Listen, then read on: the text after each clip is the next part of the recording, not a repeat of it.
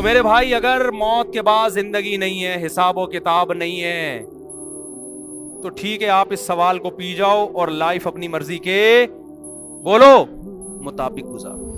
لیکن اگر حساب و کتاب ہے, اور قرآن ان اعتراضات کے جواب بھی دیتا ہے, یہ جو ہم کہتے ہیں نا مر کے مٹی ہو کے ختم ہو گئے دوبارہ کیسے زندہ ہوں گے, قرآن کہتا ہے یہ کیسا الزام لگا رہے ہو؟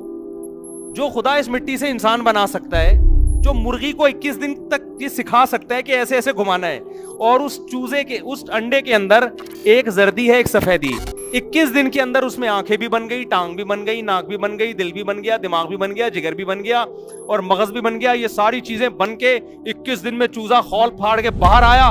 باہر آتے ہی اس کو اپنی ماں کا بھی پتا ہے, اپنے دشمن کا بھی پتا ہے, بلی کو دیکھ کے چیختا ہے, حالانکہ آج تک اس نے بلی کو چیر پھاڑ کرتے ہوئے نہیں دیکھا. ماں کی گود میں گھسنے کی کوشش کرتا ہے اور پہلے دن سے دانا چگنا شروع کر دیتا ہے, اس کو پتا ہے کیا کھانا ہے کیا نہیں کھانا. ایسے ایسے کمالات جس خدا کے, جس نے منی کے قطرے سے انسان کو بنایا, ایک پانی کا قطرہ ماں کے رحم میں گیا, ماں روٹی کھا رہی ہے, اسی روٹی سے بچے کی آنکھ بن رہی ہے, اسی روٹی سے بچے کی ناک بن رہی ہے, اسی روٹی سے بچے کا دل بن رہا ہے, اسی سے بچے کا دماغ بن رہا ہے, اسی سے بچے کی ناک بن رہی ہے. صرف 9 مہینے کے مختصر عرصے میں یخلقکم فی بطون امہاتکم, اللہ کہتے ہیں ماں کے پیٹ میں تمہیں بنا رہا ہوں, فی ظلمات ثلاث, 3 اندھیروں کے اندر.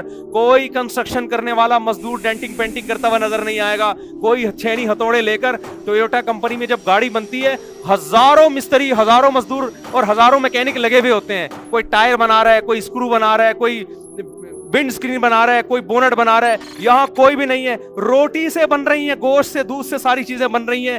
ایسے سافٹ ویئر اس پانی کے اندر اس خالق کائنات نے انسٹال کر دیے. ادھر 9 مہینے میں دھکا دے کے اس کو ماں کے رحم سے باہر نکالا.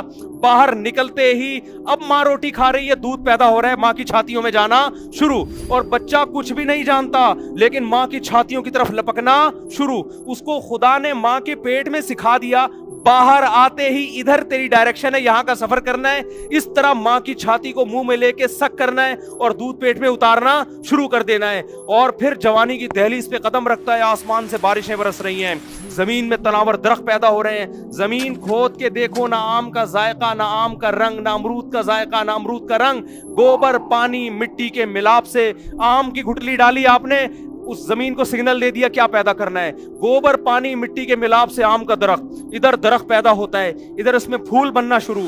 وہ پھول تتلیوں کو, کیڑے مکوڑوں کو اٹریکٹ کرتے ہیں اپنی طرف, اس سے نر مادہ پھولوں کا ملاپ ہوتا ہے. جیسے نر مادہ, تتلیوں کو کیا پتا بھائی, ہم جب اس پھول سے بیٹھ کے اس پھول پہ بیٹھتے ہیں اس کی وجہ سے آم پیدا ہو رہا ہے. تتلی تو اس پھول کو انجوائے کر رہی ہے, لیکن اس خالق کائنات تتلی سے کام لے رہا ہے, کیڑے مکوڑوں سے کام لے رہا ہے. وہ آپس میں نر مادہ پھولوں کو ملا رہے ہیں. ادھر نر مادہ پھول آپس میں ملتے ہیں, پھول سڑ کے گر جاتا ہے, جس نے تتلیوں کو اپنی طرف مائل کیا تھا. ادھر ایک کچی کیری پیدا ہونا شروع ہو جاتی ہے, اور وہ ہزاروں درخت میں, ایک درخت میں ہزاروں آم پیدا ہوتے ہیں.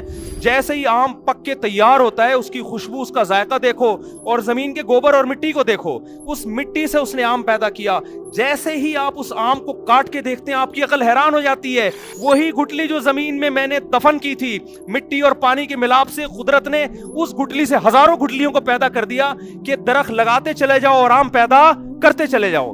جو خدا مٹی کو ایسے پروسیس سے گزار سکتا ہے, جو ماں کے پیٹ میں آنکھ, ناک اور کان پیدا کر سکتا ہے, جو خدا مرغی کو یہ سکھا سکتا ہے کہ کیسے تو نے اس کے پیٹ سے چوزے نکالنے اور کیسے حفاظت کرنی ہے, وہ خدا قبروں میں مرنے کے بعد, انسان کے مٹی ہونے کے بعد 1 سیکنڈ میں انسان بنا کے اپنے سامنے کھڑا کر سکتا ہے. جو بدبخت یہ کہتا ہے کہ مٹی بننے کے بعد دوبارہ پیدا نہیں ہوں گے, قیامت کے دن اللہ کہتا ہے ان لوگوں کو میں آگ میں ڈالوں گا. اتنی قدرت کے نمونے انہوں نے میری اپنی آنکھوں سے دیکھ لیے. اونٹ کو دیکھ لیا, شہد کی مکھی کو دیکھ لیا, جنگلی جانوروں کو دیکھ لیا, خربوزوں کو پیدا ہوتے ہوئے دیکھ لیا, پھولوں کو پیدا, کیسے خوشنما پھول, ان کے اندر کیسی خوشبو, کیسی ان کے اندر رنگت. انظروا الی ثمرہ اذا اثمر وینعی, قرآن انار کی مثال دیتا ہے. اس انار کے پھلنے کو دیکھو, کیسے زمین میں گوبر پانی مٹی کے ملاپ سے پودا پیدا ہوا, پھول پیدا ہوئے, کچا انار پیدا ہوا, اور ہوتے ہوتے ہوتے ہوتے ایسے پھٹ کے مسکرانا شروع کر دیتا ہے, اور اس کے اندر سے رس گرنا شروع ہو جاتا ہے. اور کیسے اس کو جب پھاڑتے ہو, اس کے اندر کیسے ترتیب سے دانے جڑے ہوئے ہوتے ہیں, ایسے نہیں بے تکے لگے ہوئے ہوں, کیسے جھلیوں کے اندر تہبتے. तय बतय दाने होते हैं। रातुल अकमाम, एक खूबसूरत पैकिंग में उन दरख्तों में उस फलों को उसने पैदा किया। हर फल के ऊपर एक डब्बा है, एक पैकिंग है। सेब के ऊपर एक छिलका लगा दिया, केले के ऊपर एक छिलका लगा दिया। जैसे ही छिलका उतारेंगे, पैकिंग से बाहर आ गया, वो खराब होना शुरू हो जाएगी। ऐसा खूबसूरत निजाम उसने पैदा किया।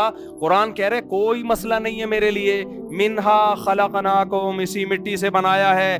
वफीहा नुईदुकुम, थोड़े दिनों में मिट्टी करके दोबारा खत्म कर देता हूँ। दो प्रोसेस अपनी आंखों से तुमने देख ली हैं, इसलिए ईमान लाते हो कि देख चुके हो। एक और अमल बाकी है जो तुमने देखा नहीं है, वो क्या है? वो मिन्हा नुखरिजुकुम, इसी मिट्टी को रिवर्स करके दोबारा इंसान बना के अपने सामने खड़ा कर दूंगा। मैं समझा पा रहा हूं अपनी बात के नहीं? मेरी बातें नहीं है भाई, मैं अपना कुछ भी नहीं कर रहा। मैं अल्लाह का पैगाम आप तक नकल कर रहा हूं। हमारे मसले कुछ और हैं, अल्लाह के यहां मसाइल कुछ और हैं। वो कुछ और चाह रहा है हमसे। तो आपको ये मानना पड़ेगा कि हमें हिसाब किताब के लिए पैदा किया है। कुरान बता रहे वो मकसद क्या है, बेमकसद नहीं बनाया। वो मकसद है इम्मा शाकिरन व इम्मा कफूरा। मैं देखता हूं मुझे कौन मानता है, बस।